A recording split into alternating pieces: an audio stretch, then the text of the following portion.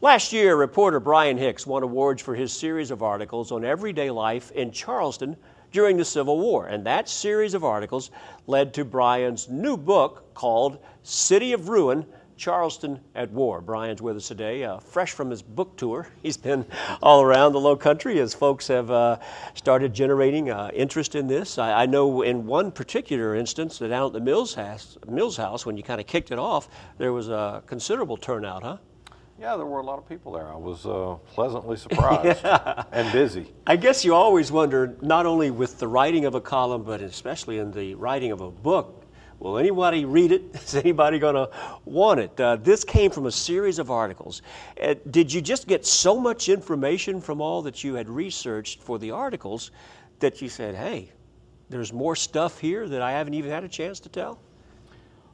Well, there were some things that didn't make it into the paper for space reasons, and we were also, by time constraints and necessity, this was completely focused on the reportage of the Mercury, the Charleston Mercury newspaper. And every week when a story would come out, I would get an email or two from somebody that would say, hey, did you know about this? Or have you heard about this? One time Harlan Green at College of Charleston says, after we ran the story on the fire of 1861 that destroyed a huge swath of downtown Charleston, he sends me a note and says, you realize I've got the fire chief's diary.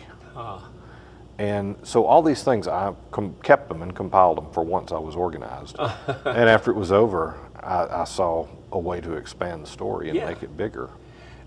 When you're tasked with this notion of, say, a 20-article series, and it became a very front and center type of part of the paper there in April of a year ago, what's your approach to such a task like that? Do you say, I've got a beginning, a middle, and an end kind of a deal, or do you just kind of take it and write it as it comes, or how do you kind of go through the mechanics of writing such a long amount of information?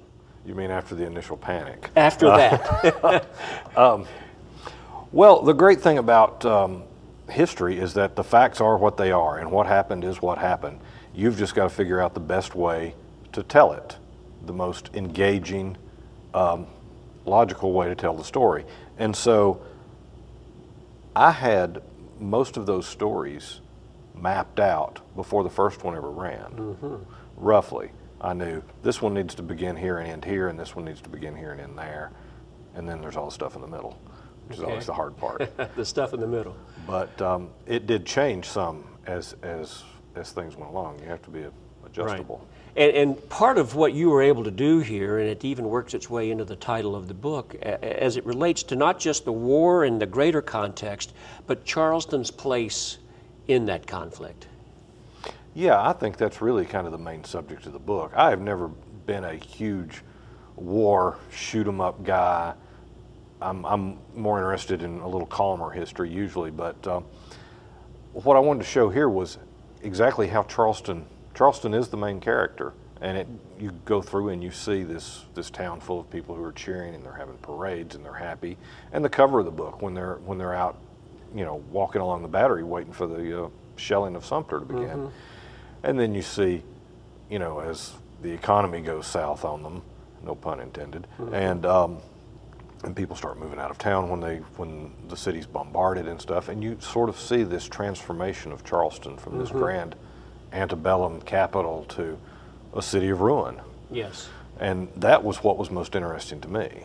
And what is it that still resonates with people, both I think in the North and the South, that whether it's reenactments or the different anniversaries that come about, we just kind of went through a sesquicentennial, and what is it about all that happened that still kind of connects and makes us curious about those days?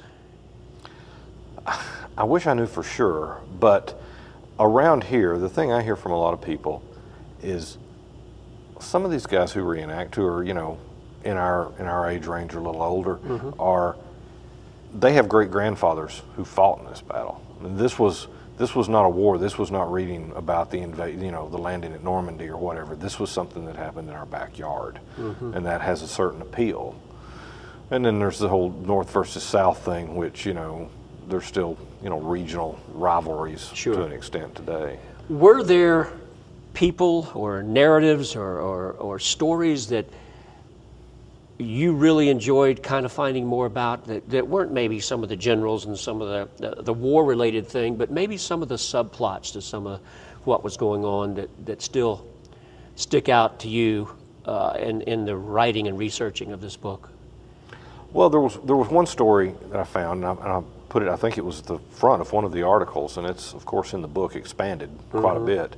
And it's kind of a nothing thing. The Union was sailing into the Stono between Folly and Kiowa in their boat. And they were coming in these blockaders, and they were basically pushing the limits of the Confederate lines, and they were trying to get onto James Island. Well, they would get off the boat and paint silhouette figures of people on the sides of these buildings. Then they'd go back out on the boat and they'd sit and shoot at them, just goofing off. Well, when the Confederates heard about this, they got so mad, they went and hid cannons on the banks of the river, hid them in bales of hay, and waited for those guys to come back. And that just seems like something that some good old boys today would do. And it was pretty funny. They actually caused the ship to surrender, the first time a ship ever surrendered to land batteries. But I found stuff like that to be humanizing, that this was just, they were getting their back up. There wasn't some grand Gone with the Wind speech. It was just boys being boys. Very good. Well, I've read some of it. I look forward to reading more of it, and continued good luck with this and other ventures there with all that you do. You wear a couple of hats there at the old Post and Courier newsroom. Well, all of us do nowadays. Yeah, exactly right. Multi-headed. Right. All right, our thanks to Post and Courier columnist and recent author. It's not his first book. He's written a handful. Brian Hicks joining us today. Again, the book's called City of Ruin, Charleston at War. You can purchase a copy online at eveningpostbooks.com or in bookstores all around Charleston.